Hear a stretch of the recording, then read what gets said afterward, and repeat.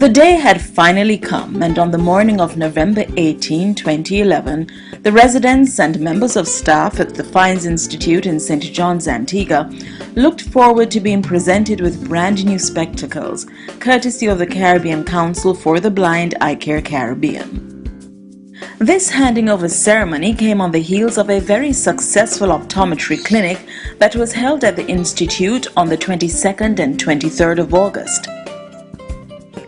During the two-day clinic, 69 residents and members of staff were examined by Dr. Jenilyn Ang. She's a senior lecturer in optometry at the University of Guyana. She was assisted by 3 of her second-year optometry students.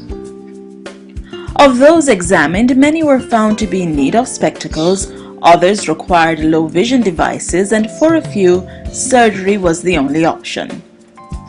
The team from CCB Eye Care Caribbean then carefully undertook all of the steps to ensure that the glasses would be made available in the shortest possible time.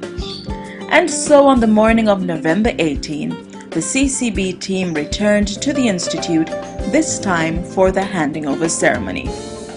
Mr. Ford admitted that he believed the ceremony was a culmination of this initiative, but he now realized that the best is yet to come.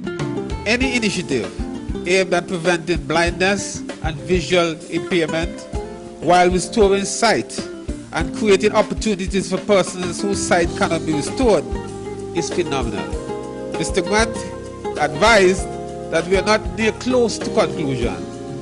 He highlighted a number of areas of collaboration and commitment. I am indeed heartened for the alliance that has been formed between the Fiennes Institute and CCB. I welcome and applaud any initiative that will improve, enhance, and protect the health and well-being of residents and staff at the Fiennes Institute.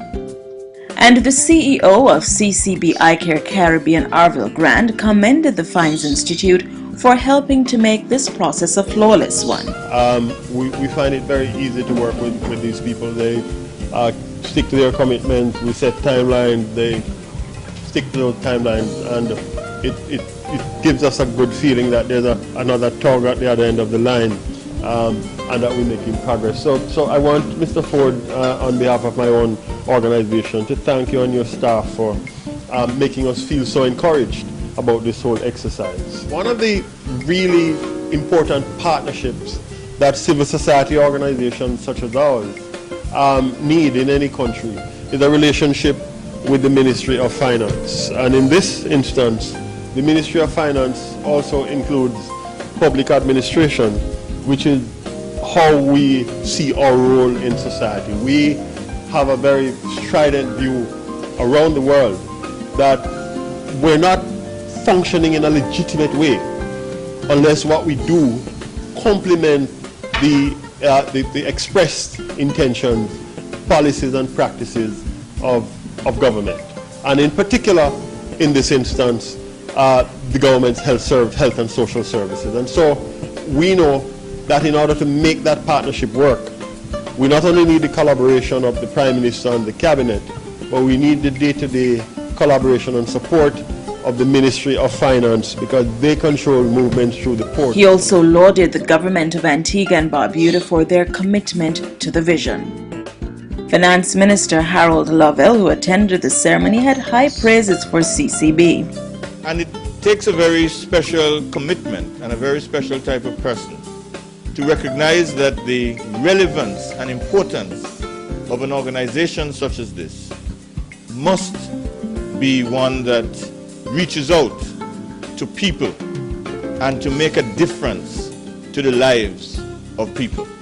If you can't touch the lives of people and make a difference, then there is always a chance that your organization ultimately will become irrelevant and will not meet the objectives and the needs for which it was established. He pointed out that one of the many ways in which the government has supported the work of the CCB is in the provision of scholarships.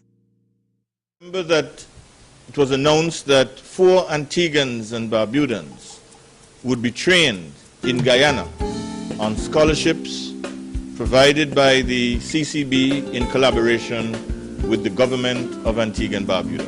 Very happy to say that today there are 4 Antiguans and Barbudans who are indeed studying at the University of Guyana and being trained so that when they return to Antigua, they will be able to provide meaningful eye care services to those who need those services.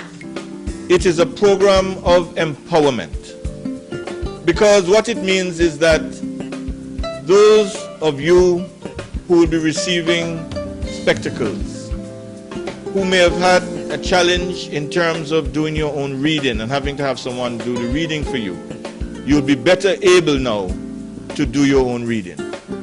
The importance of this program is that it will improve the quality of life of everybody who benefits from this program. And really, that's what life and public service is all about. Improving and touching the lives of everybody, but especially those who are most in need. It was then over to Prime Minister Baldwin Spencer. He pointed out that the Optometry Clinic was the first step to increased collaboration with the government of Antigua and Barbuda. I mean, when we came here several weeks ago, I never realized that this program would have got off the ground in such a smooth way, and that in a matter of weeks we would be back here, literally giving effect to what was launched then. So I want to thank all those persons who are involved to have brought us to a stage where we are here today. It cannot be overemphasized, the importance of vision and sight and so on. And it can also not be overemphasized that individuals, the less fortunate persons who are in certain types of institutions and so on, ought not to be left behind in the consideration of this vision and sight philosophy. And so this is why the government of Antigua and Barbuda came on board immediately when we were informed that there is a strong possibility that a program of this kind could be carved out for Antigua and Barbuda, and that the executive director of the Caribbean Council of and for the Blind would have been pushing for this to happen. So we came on board, and Abel is right when he said that I made that point because I felt it was crucial to the exercise.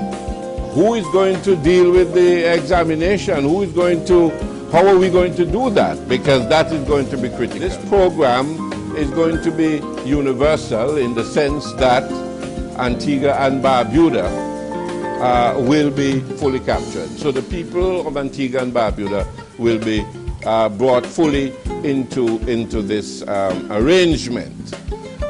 And I am in a position to announce today that 3 clinics have been identified that will be what we call vision centers in Antigua, and the 4th one, I believe, will be in Barbuda. But the 3 clinics that have been identified for that are All Saints, Grace Farm, and Johnson's Point. So those 3 clinics will be considered vision centers under this program. And so these clinics will be accessible, and they will be providing the kind of service that Orville spoke about earlier. Now, this is an excellent program. This is an excellent program, and the whole idea is to make this thing available and make it available in a manner that is affordable. Where efforts ought to be made to provide the service or what have you free of cost, that will be done. But where there will be some cost involved, it will be very minimal, affordable, and arrangements will be made, and the government of Antigua and Barbuda will lend support to this effort in such a way that nobody who has been diagnosed as having an eye problem and needs treatment and need glasses or what have you will will be denied of that opportunity. Let me make it clear. That is the position of the government of Antigua and Barbuda. Needless to say, not only residents but members of staff were grateful for the service provided. Well, I am particularly grateful for this opportunity that was given to us, members of staff of the Fiennes Institute and also residents. And when I learned about this, I was particularly grateful. So today I'm overjoyed with the opportunity for our residents and staff members to be equipped with these items. One resident, Andy Johnson, who initially stated that he did not need glasses, now had this to say. Feel much better. Feel like the fine words better. I never used to see the fine words like how I'm seeing it now. But I feel much better right now. And the sentiments of all other residents were basically the same. The work undertaken by CCB Eye Care Caribbean at the Fiennes Institute is a tiny indication of what lies ahead, not only in Antigua and Barbuda but beyond. CCB Eye Care Caribbean remains committed to keeping its mandate of preventing blindness and visual impairment while restoring sight and creating opportunities for persons whose sight cannot be restored.